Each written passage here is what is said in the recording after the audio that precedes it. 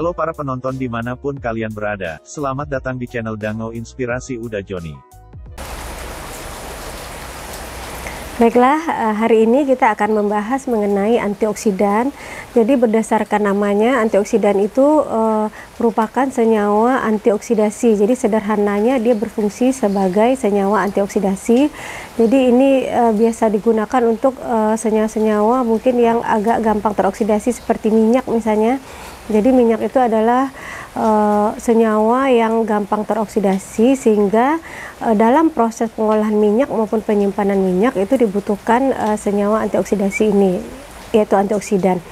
Fungsi sederhana dari antioksidan, tetapi sebenarnya antioksidan ini lebih jauhnya dia bisa juga untuk sebagai pendonor elektron atau sebagai preventif terhadap beberapa penyakit. Jadi misalnya dia bisa sebagai senyawa anti kanker, anti tumor, kemudian dia juga bisa sebagai senyawa antibakteri juga, kemudian sebagai senyawa yang berfungsi sebagai anti aging atau anti penuaan.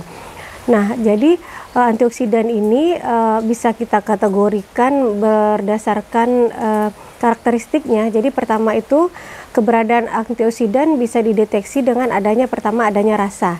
Jadi rasa yang ditimbulkan oleh antioksidan ini biasanya dia bisa berasa asam pertama ya.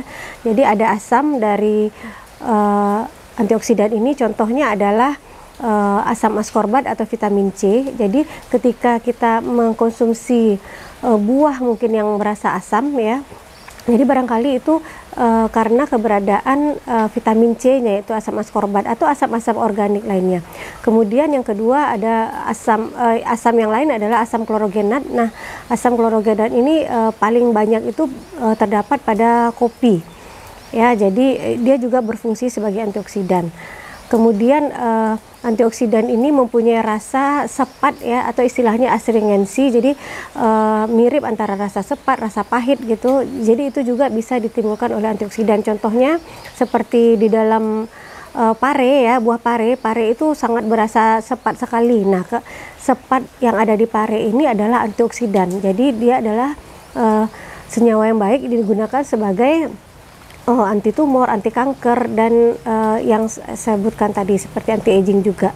Kemudian rasa sepat lainnya itu misalnya berasal dari ketika kita mengkonsumsi salak misalnya. Jadi salak itu kan ada aftertaste-nya, ada rasa sepat-sepat atau pahit. Nah, itu juga karena keberadaan antioksidan di situ. Nah, yang memberikan rasa sepat ini rata-rata adalah dari golongan senyawa polifenol. Jadi dia mempunyai banyak fenol. Nah, gugus-gugus fenol ini mempunyai ikatan rangkap. Nah, dia yang berfungsi sebagai pendonor elektron nanti untuk senyawa-senyawa yang bersifat radikal bebas tersebut.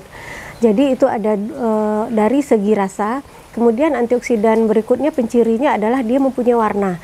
Jadi pigmen-pigmen alami yang terdapat pada tanaman itu adalah golongan antioksidan. Jadi misalnya adalah zat hijau pada daun, yaitu klorofil. Nah, klorofil ini juga berfungsi sebagai antioksidan. Kelebihan dari klorofil, dia lebih gampang diserap oleh tubuh kita karena struktur klorofil itu menyerupai struktur hemoglobin darah, sehingga lebih gampang diserap. Jadi zat hijau daun itu pada rata-rata sayur-sayuran ya bisa kita temui, bisa di daun singkong, di daun katu, di daun bayam, dan sayuran lainnya yang berwarna hijau. Kemudian ada warna merah ya, warna merah seperti yang ada pada tomat. Jadi tomat warna merah itu karena keberadaan karotenoidnya. Jadi ada alfa karoten, beta karoten, ada likopen, ada krosetin juga. Jadi ini adalah senyawa karoten yang juga berfungsi sebagai antioksidan. Kemudian warna berikutnya adalah warna ungu ya. Jadi warna ungu ini adalah nama senyawanya adalah antosianin. Jadi antosianin ini sebenarnya juga mempunyai kisaran warna yang jauh ya, mulai dari pink, ungu sampai biru. Ya, jadi seperti yang ada pada bunga telang misalnya.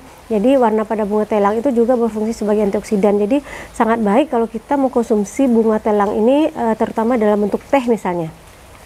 Jadi itu warna ya, ada dua warna. Kemudian ada warna berikutnya, ada warna kuning. Contohnya ada pada jagung ya. Jadi yang ada pada jagung itu biasanya adalah xanthofil, juga berfungsi sebagai antioksidan. Kemudian kuning lainnya juga yang berasal dari kunyit, yaitu kita namakan dengan kurkumin. Ya, jadi kurkumin ini juga berfungsi sebagai antioksidan.